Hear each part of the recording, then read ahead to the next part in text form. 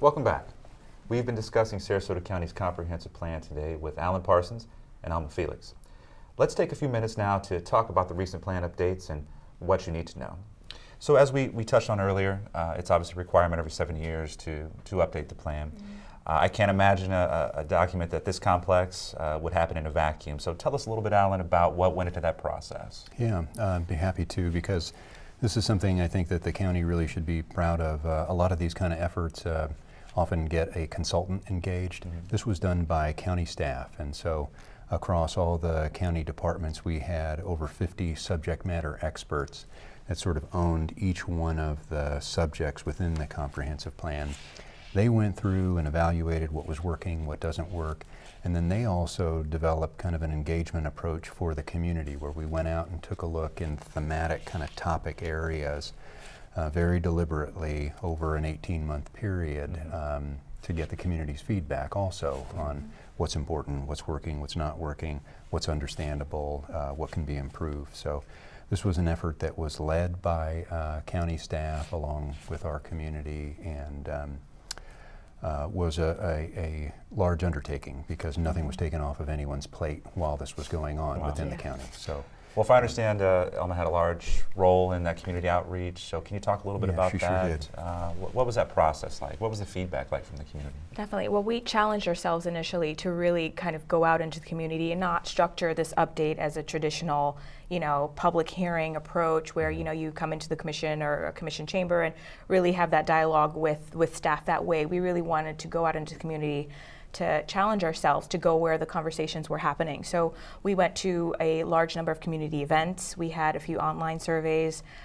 We structured the update in a series of cycles. So we really allowed staff and the public to really focus on specific topic areas at a time. And within those cycles, we had a series of public workshops. So we went to parks and libraries and really had folks come out and talk to us about things that were working on the plan or working in the plan, things that they weren't seeing or things that they were recognizing in the community, to really have that dialogue with staff. And Ilma helped too with sort of reaching out to our younger portion of our population. Got out to our local colleges here, our high school students to find out at least what younger people were interested as well. So we spent some amount of time talking about our demographics. There is a younger population here, and that was something that we certainly wanted to be able to engage in. And definitely, and it's not a section of the population that we hear from typically.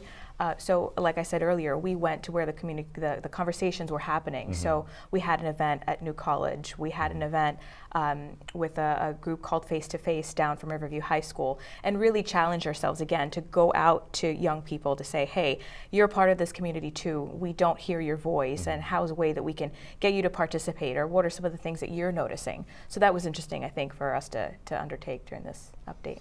Now, this next question, I think it's one of those that is very large, and it might be difficult to kind of boil down in a short period of time. But when you talk about major changes to the plan, what are some significant changes that help to move the plan forward and will take effect in December?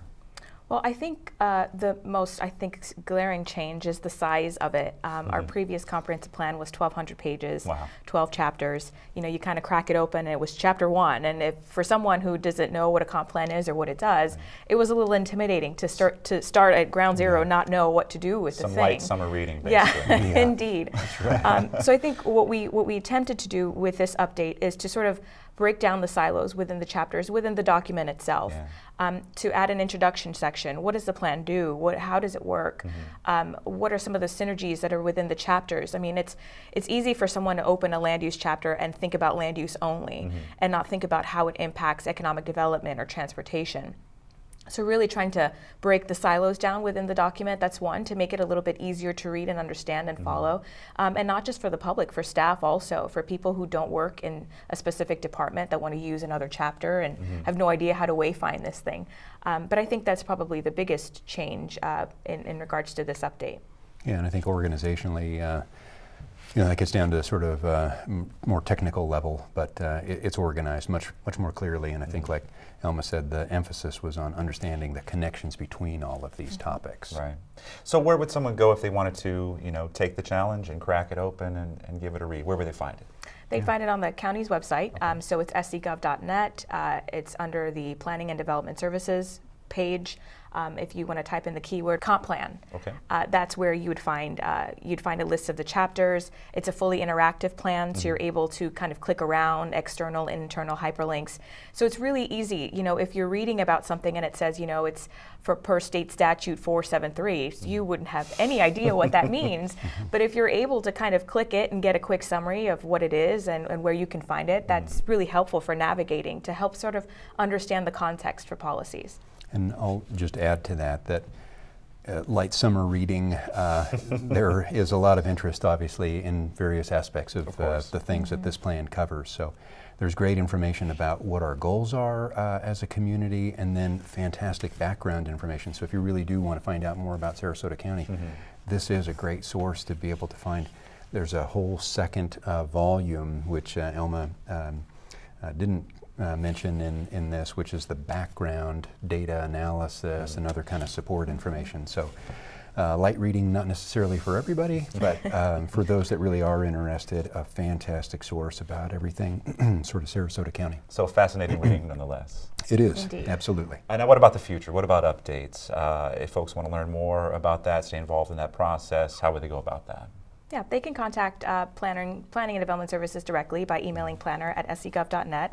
They can call us via the county hotline, or the county help center rather, and we can stay in touch via there. There's a listserv that you can email us and say that I want to learn more about the comp plan or comp plan update, and we'd be happy to add you to that.